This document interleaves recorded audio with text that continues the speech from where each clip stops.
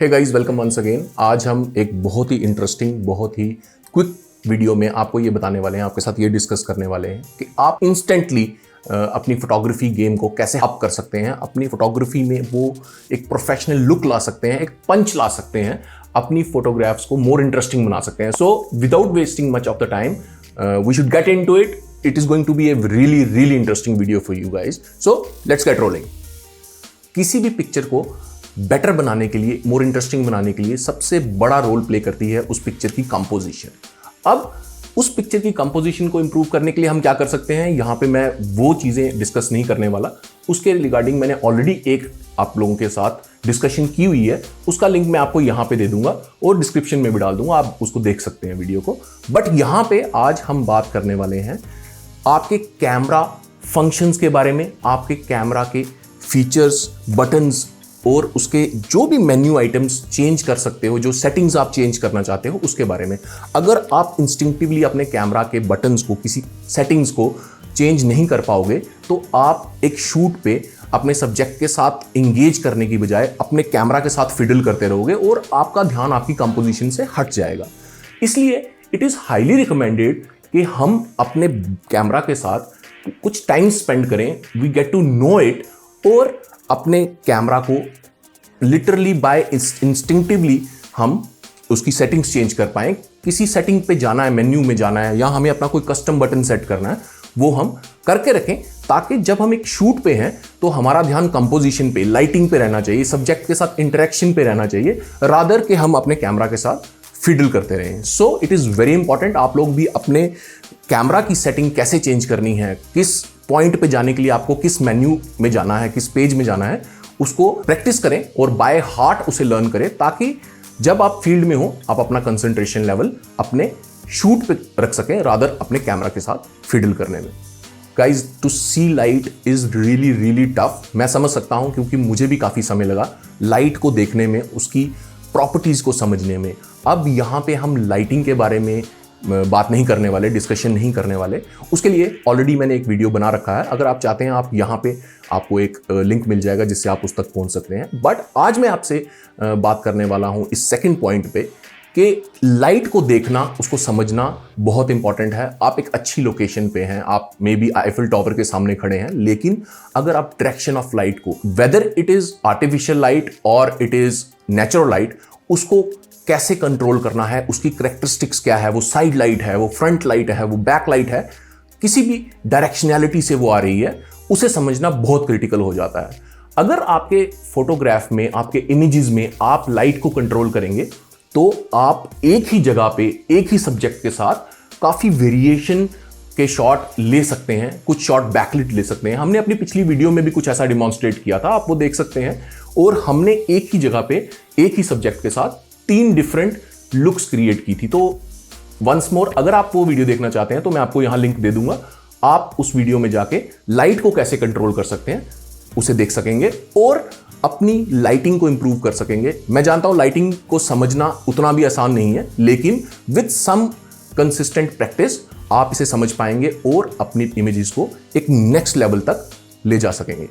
और जब आप एक शूट पे होते हैं, whether it is a portrait shoot और ए लैंडस्केप शूट, आपका अपने सब्जेक्ट के साथ इंटरेक्ट करना बहुत ज़रूरी है। अगर एक लैंडस्केप की हम बात करें तो आप सोच रहे होंगे कि हम एक लैंडस्केप के साथ कैसे इंटरेक्ट कर सकते हैं। डेफिनेटली हम एक लैंडस्केप के साथ इंटरेक्ट कर सकते हैं, उसके एलिमेंट्स के साथ प्ले कर सकते हैं, अपनी पोजीशन से, अपने कैमरा की पोजीशन से लैंडस्केप को एक अलग विजन दे सकते हैं, उसे एक अलग डायनेमिक्स दे सकते हैं। और जहां तक रही बात पोर्ट्रेट्स की, तो पोर्ट्रेट्स में भी हम अपने सब्जेक्ट के साथ इंटरेक्ट कर सकते हैं, उनसे कुछ बात कर सकते हैं, उनके बारे में जान सकते हैं और कुछ एक्सप्रेशंस उनमें से ड्राइव आउट कर सकते हैं, जिससे कि आपके pictures more lively, more emotional और ज्यादा अपीलिंग टू आई लगेंगे। So the biggest tip is, while you are in a shoot, आप अपने सीन के साथ, अपने सब्जेक्ट के साथ इंटरेक्ट कीजिए। सो अब आपने अपने कैमरा के फीचर्स के साथ, बटन के साथ, उसकी सेटिंग्स के साथ फेमिलियरिटी कर ली, आपने लाइट को भी पढ़ना सीख लिया, उसके बाद आप शूट पे गए और आपने अपने सीन के साथ या अपने सब्जेक्ट के साथ इंटरेक्ट करके काफ़ी अच्छे इमेजेस कैप्चर किए।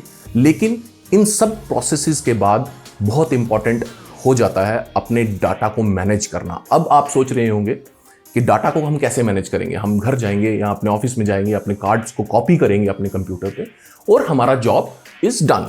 बट ऐसा नहीं है। जब भी आप अपने डाटा को कॉपी करते हैं, आई रिक्वेस्ट यू कि आप अपने डाटा को 2 डिफरेंट ड्राइव्स पे या 2 डिफरेंट कंप्यूटर्स पे ऑल टुगेदर सेव करें, because as mister Murphy has said कि if something can go wrong eventually it will.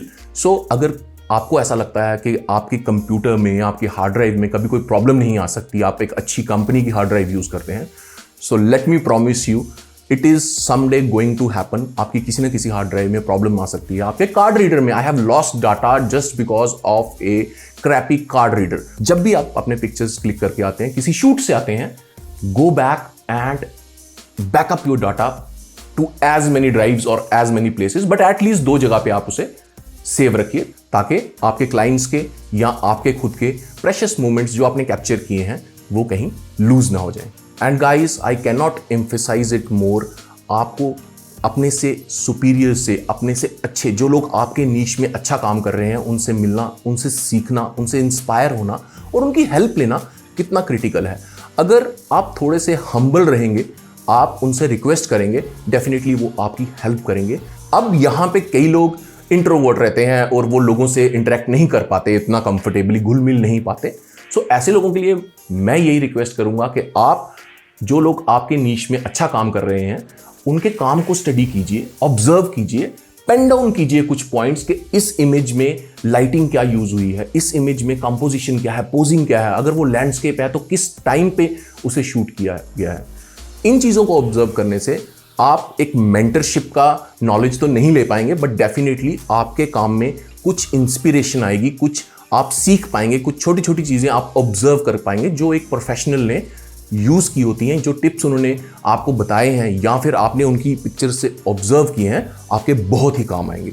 तो आज हमने बात की कुछ ऐसे टिप्स के बारे में, इनफैक्ट 5 ऑफ देम, जिनको आप बिना पैसा खर्चे, बिना मनी स्पेंड किए, कोई गियर एक्वायर किए बिना आप बहुत ही आसानी से इंप्लीमेंट कर सकते हैं। सिर्फ आपको कॉन्शियस रहना है, आपको ध्यान रखना है इन चीज़ों का। जब भी आप एक शूट पे जा रहे हैं, इन 5 पॉइंट्स को आप मेमोराइज कर सकते हैं, एक बार रिकॉल कर सकते हैं कि ये स्टेप्स मुझे लेने हैं और डेफिनेटली आपके पिक्चर्स में काफ़ी इंप्रूवमेंट आपको देखने को मिलेगी और आप भी अपनी उस काम को, उस एफर्ट को सेल्फ एप्रिसिएशन करेंगे, अप्रिशिएट करेंगे और सेल्फ एप्रिसिएशन से बड़ी मोटिवेशन मुझे नहीं लगता कोई और होती है। So guys, I hope you like this video. हम ऐसे और कंटेंट के साथ आते रहेंगे, हम आपको बाहर लेके जाएंगे, जैसे लास्ट वीडियो में हम आपको बाहर लेके गए थे, प्रैक्टिकल शूट्स पे लेके जाएंगे, रियल वर्ल्ड शूट्स पे लेके जाएंगे और आपको हेल्प करेंगे और आपसे भी सीखने का हमें मौका मिलेगा। सो इंटरेक्ट कीजिए। अगर आपको ये वीडियोस अच्छे लग रहे हैं, आप इन्हें लाइक कर सकते हैं, शेयर कर सकते हैं,